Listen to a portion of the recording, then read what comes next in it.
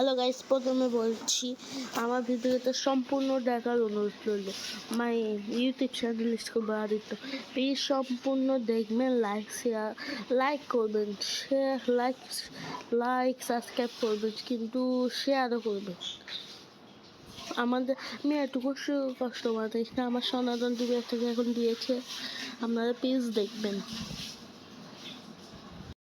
ঐতিহ্য ও সাংস্কৃতিক চেতনার সম্মিলনে উৎসবমুখর পরিবেশে পালিত হলো সিংহদুয়ার পরিবারের 7ম প্রতিষ্ঠা বার্ষিকী। শুক্রবার 13 জুন রাউজানের চিকদের জানালি হাটের শ্রী শ্রী রাম ঠাকুর আশ্রম প্রাঙ্গণে দিনব্যাপী নানা আয়োজনে অনুষ্ঠিত হয় মিলন মেলা।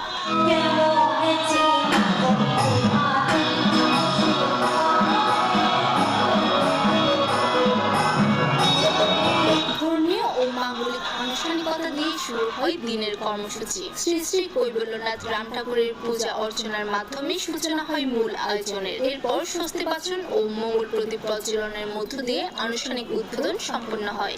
অনুষ্ঠানের প্রারম্ভিক মঙ্গল স্বস্তি বাচন পাঠ করেন সিংহদুয়ার পরিবারের অ্যাডমিন এইচ.কে. লিখন। গীতা পাঠ ও মূল উপস্থাপিকা হিসেবে দৃষ্টিনন্দন ভূমিকা রাখেন প্রিয়াঙ্কা মল্লিক পিউ। স্বাগত বক্তব্য রাখেন অ্যাডমিন স্বরূপ দত্ত শান্ত, অঞ্জন দত্ত, তনিমা টিনা এবং মডারেটর অতুশ্রী মল্লিক জিনা। এই সময় আশ্রম পরিচালনা কমিটির পক্ষ থেকে শুভেচ্ছা বক্তব্য প্রদান করা হয় এবং কৃতজ্ঞতা স্বরূপ সিংহদুয়ারের পক্ষ থেকে আশ্রম কর্তৃপক্ষকে ঠাকুরের চিত্রপট উপহার দেওয়া হয়, যা গ্রহণ করেন সাধারণ সম্পাদক রতনজিৎ কুমার দে এবং অন্যান্য আশ্রম পরিচালনার সদস্যবৃন্দ।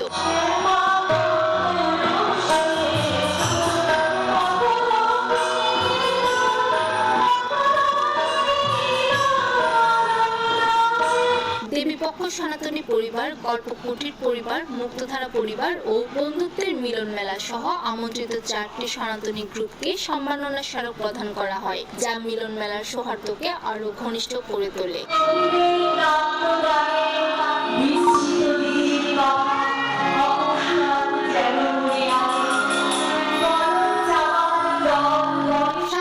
পরিবেশনায় ছিল বৈচিত্র্য ও শ্রুতি মাধুর্যের অনন্য সংমিশ্রণ। আয়োজনে বিশেষ মাত্রা যোগ করেন নন্দিত আবৃত্তি শিল্পী শিমলা মোমো চৌধুরী। সঙ্গীত ও নৃত্য পরিবেশনে মুগ্ধ করেন চট্টগ্রামের খ্যাতনামা নন্দিত শিল্পীরা। কণ্ঠ ও যন্ত্র সঙ্গীতের সমন্বয়ে ছন্দে পুরো মঞ্চ মাতিয়ে রাখেন চট্টগ্রামের নন্দিত যন্ত্রসঙ্গীত শিল্পীবৃন্দ এবং বাংলা ঢোলের চমক প্রদর্শন করেন নন্দিত ঢোলবাদক প্রদীপ কর্মকার।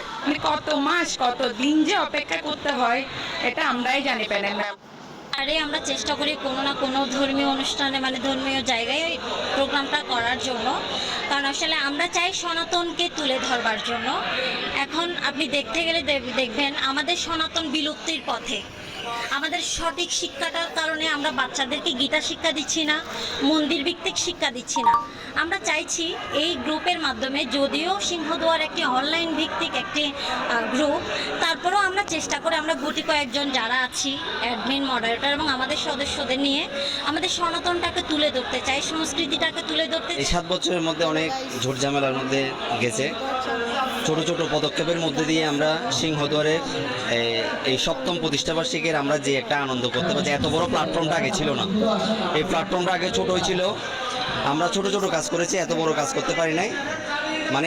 7 বছরের মধ্যে এবার এবং গত 3 বছর আগে থেকে আমরা ভালো একটা প্রোগ্রাম করতে পারতেছি। সবার সমন্বিত প্রচেষ্টাতেই আজকে এই অবস্থায় এসেছে সিংহদুয়ার, এবং সামনে আপনাদের সবার যদি সহযোগিতা থাকে সিংহদুয়ার অনেক দূর এগিয়ে যাবে। আর আমরা শুধু অনলাইনে কাজ করি না, অফলাইনেও কিছু কাজ করি। যেমন আমরা অনাথদের সাহায্য করে থাকি, অনেক আশ্রমে এই পর্যন্ত সিংহদুয়ার কাজ করেছে।